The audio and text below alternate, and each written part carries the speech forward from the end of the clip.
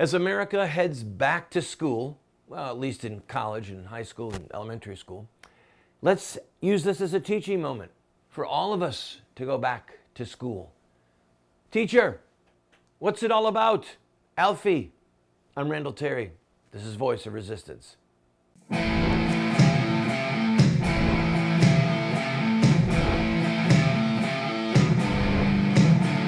Those who forsake the law praise the wicked. Those who uphold the law resist them. Welcome to the Voice of Resistance. Here's your host, Randall Terry. I had the privilege recently of talking with a couple from the New York City area. Both well-educated, good jobs, smart, attractive, fun to be with. And we got to the topic of politics. And I said, what's the attitude of people toward Donald Trump in New York City? And they laughed. They laughed and said, people think he's a joke. And I thought, there it is in a nutshell. There it is in a nutshell. My wife then told a story about the Nebraskan millionaire who went to New York and had a $100,000 tricked out truck. This is a true story. Tricked out truck, $100,000, big, dualies in the back, four-wheel drive, a truck that you could pull, probably an F-350 or something that you could pull massive amounts of weight behind. And he got there, and he went to the bank, and he said, I would like to borrow $5,000 against this truck. And they said, okay, we'll loan you $5,000. And I mean, they looked at, they checked his social, and they gave him the $5,000 and at 8% interest. And he gave him the keys and said, I've got to take a quick trip to Europe and I'll be back. So he went to Europe, came back, and they said, sir, well, you were gone. We did a little bit more research on you, and we know that you're a very wealthy, very successful farmer. Why did you, they were chuckling, like, what's wrong with this guy? And he said, well, where else could I? So he paid the loan back right on the spot. It was $5,032.60. And they were teasing and mocking him until he wrote the check. And he said, where else could I have my vehicle parked for 2 weeks and know that it won't be touched, it won't be stolen, nothing will be wrong with it? Where could I park in New York City for $32.60? And then he drove away. Really good parking in New York City for a vehicle like that could be $60 a day, could be more, all right? So who had the last laugh? The people in New York or the people in Nebraska? So these people said that everyone that they hang out with thinks that Donald Trump is a joke. And my mind went back to the story of a journalist who, after 1972, the election of 72, when Richard Nixon trounced George McGovern, the journalist said, I can't understand this. Everyone I know voted for George McGovern. In other words, this is this person in this little New York City cocoon thinking that the whole world voted for McGovern because everyone she knew voted for McGovern. And this dear couple thinking that Donald Trump's an idiot because that's what everyone in New York thinks. And I thought that captures it. The people in New York, and let's just whittle it down a little bit. New York City is the hinge for economics and for media. DC is the hinge for political power, and Los Angeles is the hinge for entertainment power. Now, New York and LA have a little thing going on with entertainment, but most high-powered entertainment is based in Los Angeles, okay? So those are the three major hinges that America swings on. Most of us don't live in New York, we don't live in DC, and we don't live in Los Angeles. And oh, guess what?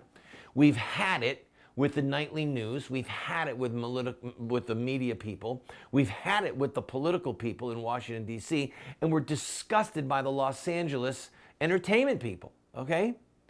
But they are in such a cocoon, and they have so much speed and energy and money and flash and pizzazz, and who's walking down the aisle right now in the latest fashion and shoes, and what's the latest gadget, and did you get your iWatch, and blah, blah, blah.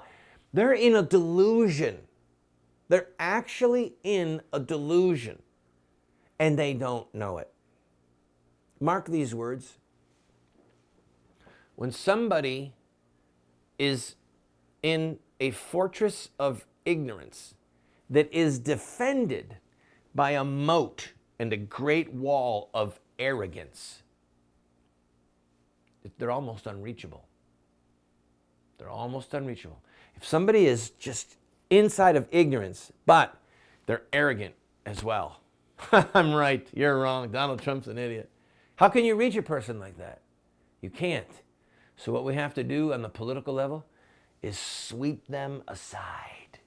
I'll be right back as we talk about the latest poll in Iowa. Well, the voters of Iowa, sweep them aside.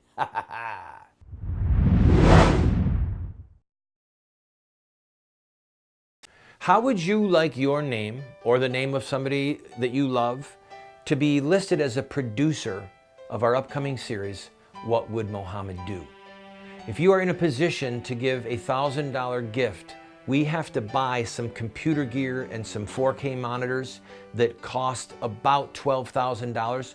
One computer and 2 monitors, $12,000, because they're broadcast quality. This is not a Hewlett-Packard laptop, okay? If you can be one of those 12 people who give $1,000 or more, we will list you as a producer in the series, What Would Mohammed Do? Or if you want to do it in memory of a loved one, we will do that as well. Please go to the GoFundMe site you see, watch the pilot, and if you say, I want to be a part of that, give a $1,000 gift, and we will put you or the person you choose as a producer of this TV series. I thank you in advance. God bless you.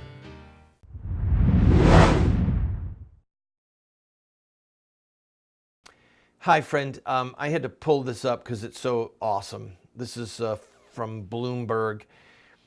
Here is the latest poll from Iowa, just from Iowa. Trump and Ben Carson at 23% each. Next is Carly Fiorina, then Ted Cruz, then Scott Walker. Carly Fiorina with 10, Ted Cruz with 9, Scott Walker with 7, Jeb Bush with 5. 5. If you add up Trump and Carson, Fiorina and Cruz, right? Three of them are not in office at all, and Ted Cruz is considered an insurgent candidate. He's in office, but he's never played the game there. That's why the Republican establishment hates him. This adds up to 65%. 2/3 of the voters of Iowa who vote in the Iowa caucuses, 2/3 are going for people who are not political establishment professional candidates. All of the rest. Jeb Bush is at 5%. I mean, 5%. Do you realize how bad that is? Do you understand that his $100 million sitting in his super PAC is not going to do much for him? 5%. And then look at Chris Christie. Go down the line. Scott Walker, I think, was at 7%. These voters who the friends in New York mock, all right? The hayseed people out there. Actually, no, that's how Southerners would talk. Yeah, these hayseed people, we're the joke to them. You get it? We're the butt of their joke, but they're the ones that are ignorant. I want you to go ahead and use that line any way you want, all right? Somebody who's ignorant and they're protected by a fortress of arrogance. That's what we're dealing with. And so because I do television for a living, well, I don't make a living at it, but because I do television, I watch what these people say.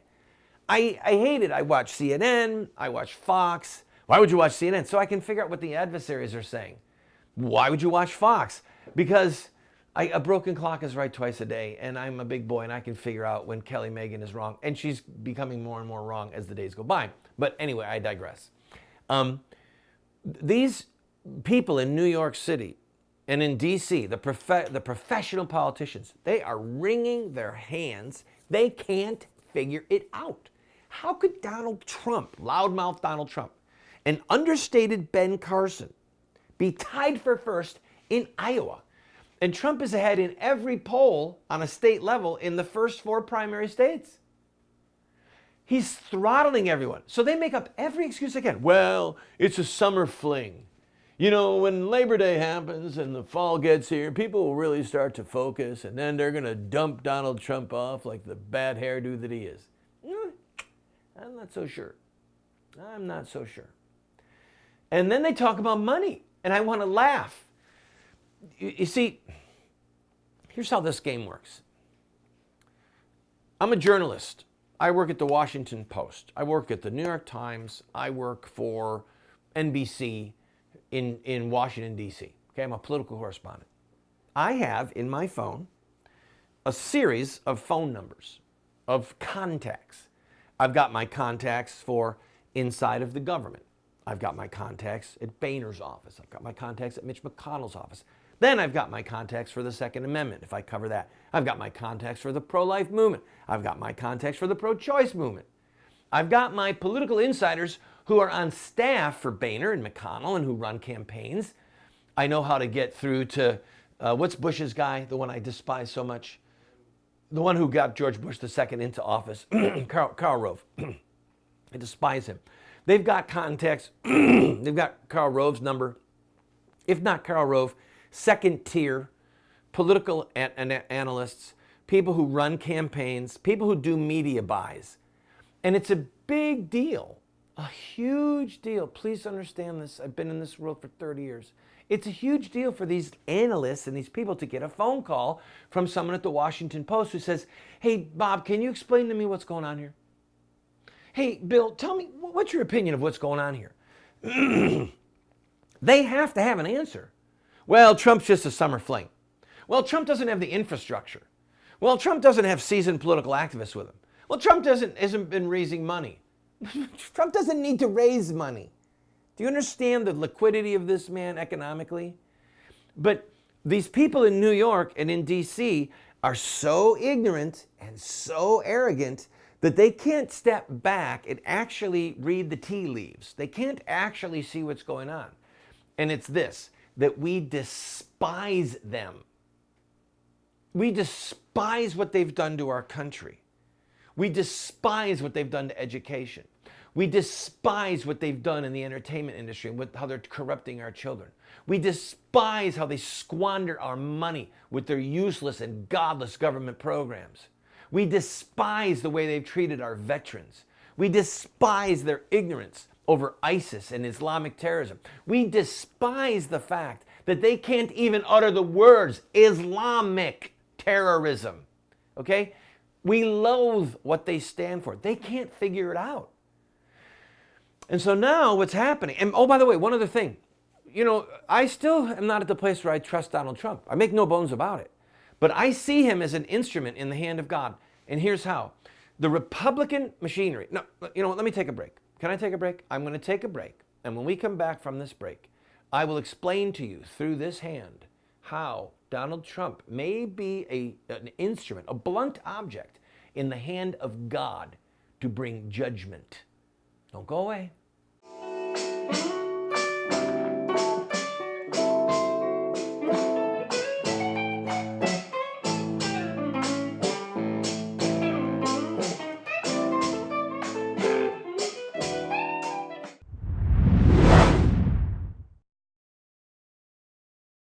Christians must be involved in government, period.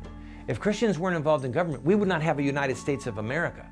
And there have been brilliant Christian minds over the centuries, such as John Locke, who is called the philosopher of American liberty. He was quoted by Clarence Thomas in his recent dissent on the homosexual marriage decision. If we don't understand John Locke, we don't understand the founding of America. I want to send you this book and my book, The Sword, subtitled The Blessing of Righteous Government and The Overthrow of Tyrants. I want to send you these two books for a gift of whatever you can afford. Pay the $8 shipping and handling, which does not cover our costs, and then give a gift of whatever size you want, and we'll send you these books. If you cannot afford anything but the $8, can't even afford that, write us a note, and we'll send them to you for free. I want you to have these books so that you can be better equipped to fight in the political arena. Come on, order them today.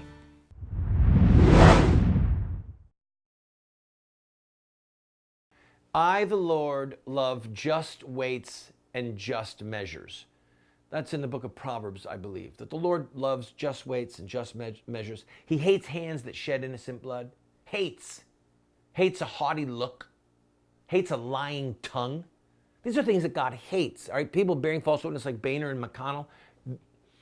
Let me step back. The Democratic Party is actually an outspoken enemy of righteousness. Okay, they make no bones about it. They want to kill babies. They want to have same-gender marriage. They want our southern border to be overrun by foreigners so that they can get all these new voters in so that they can control the destiny of this nation for the next 100 years, okay? They are socialists. They want redistribution of the wealth. They want people to be able to go to school and then not be accountable. Just go down the list. And they say it, okay? Hillary says it. Debbie Wasserman says it. These are not good people, all right? They are Marxists. They are baby killers. Okay? The Republicans, on the other hand, they say, we're pro-life. We believe in marriage. We think the Supreme Court is out of control. We think Obama has done an illegal action, an unconstitutional action by granting amnesty to all these people. Okay? And then, so that's what they say. The Democrats say, we believe in this, and they do it. The Republicans say, we believe in this, and they don't do it. They do nothing. Nothing.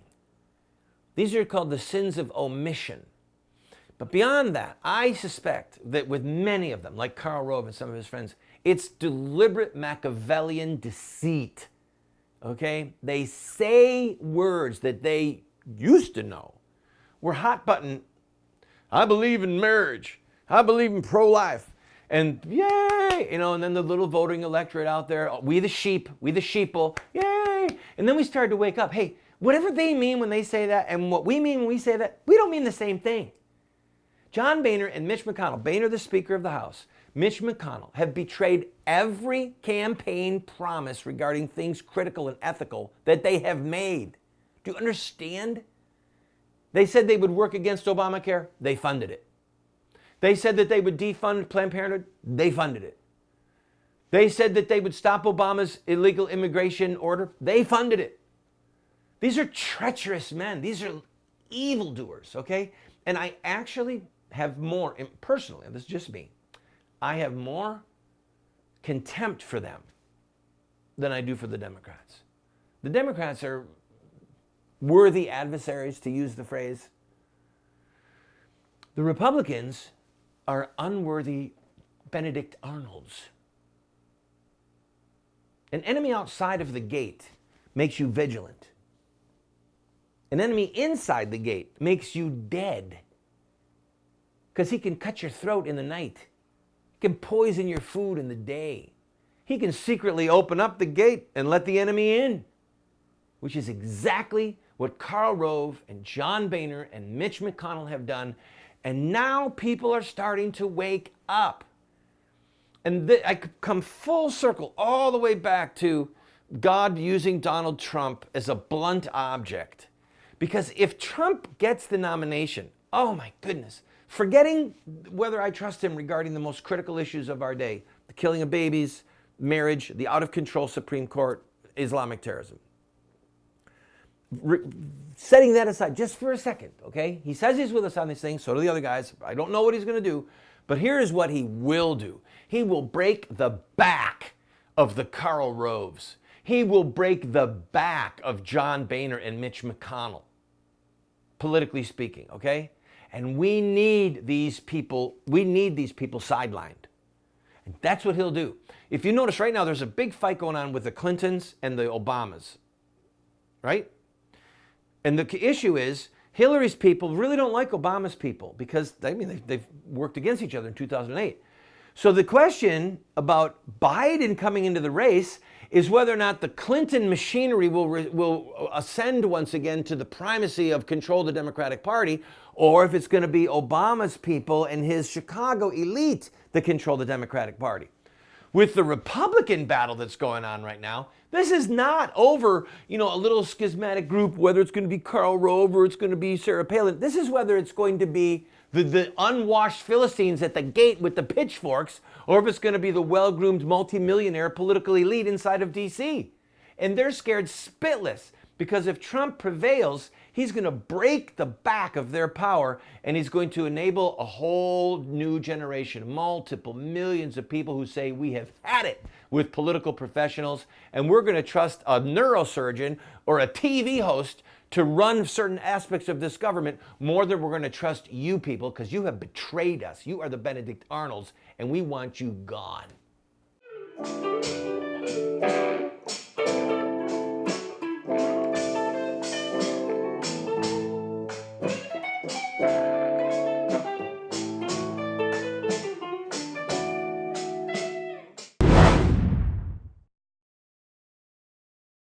Friend, this TV show represents a mission. It's to be a voice of resistance to the evil in the land, but also to inspire people like you to take a stand at any level that you might be able to equip you, to inspire you, to challenge you, to give you the rhetorical ammunition that you need. But we still have to pay bills. This program, as you know if you're a regular viewer, we don't spend a lot of time raising money. We don't spend a lot of time saying, oh, you need to buy this and we're going to run it. No, we're bringing you a message, but we still have bills that we need to pay. I'm asking you, if you have been blessed by this show, to please go to our website or send a check to the address you see on the screen or call the phone number that you see on the screen and use your credit card and to give $50 or $100 or $500 just to help us meet our normal expenses. And we'll keep bringing you this hard-hitting show. James Madison said, "The people of the United States owe their independence and their liberty to the wisdom of seeing in the minute tax of 3 pence on tea the magnitude of the evil comprised in the precedent. Let them exert the same wisdom in watching against every evil lurking under plausible disguises and growing up from small beginnings."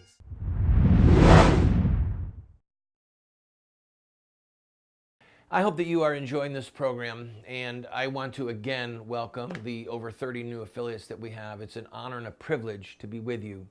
And I think it's probably clear from my pathos and from my intensity, I believe this stuff. I really do. And I believe America is in danger. You don't have to be a prophet to see that. And you know, we may disagree as to the tone of voice or when it's proper to quote a Bible verse or things like this, but most of us whose ethical compass is on target, we recognize that we're in deep trouble and we've got to have new leaders to bring us out of this trouble or we're in for some really bad times. My job in this chair is to do the best that I can in the fear of God, truly in the fear of God, to call balls and strikes, to put the scriptures and the love of God and the honor of Christ first, not the Republican Party, the Democratic Party, Independent Party, or the Tea Party. No. To call balls and strikes. This is what I see, and this is why I think it's good. This is what I see here, and this is why I think it's bad. And to help people to see for themselves, to have their discernment levels ratcheted up. You know very well that there is this move inside of the Democratic Party with Obama's leadership to not refer to Islamic terrorism as anything Islamic, okay? So when the Chattanooga shooter leaves behind clear evidence of why he's doing his killing, saying, I'm taking the Sunnah and the Quran, as my example, and you should do the same thing, they are still searching for a motive, okay? This man in France who was taken down by those 3 young men, 2 of whom are military, he's saying it's not because he's Muslim and trying to lie to us. So here's my favor. I have a favor to ask you, and it's a very important one. I want you to go to the website that you see on your screen, and I want you to watch the pilot of the upcoming series that we have called What Would Muhammad Do? Lone Wolves, ISIS, and Islam explained to the West. I'm asking you to watch it. We have been working for months on a very paced, very respectful look at the origins of Islam. And it's 22 minutes. I'm asking you to take 22 minutes and watch it. If you think, wow, I want to get behind this, make a contribution of any size, and then send the link to your friends and ask them to watch it. Would you please do that for me? Please? God bless you.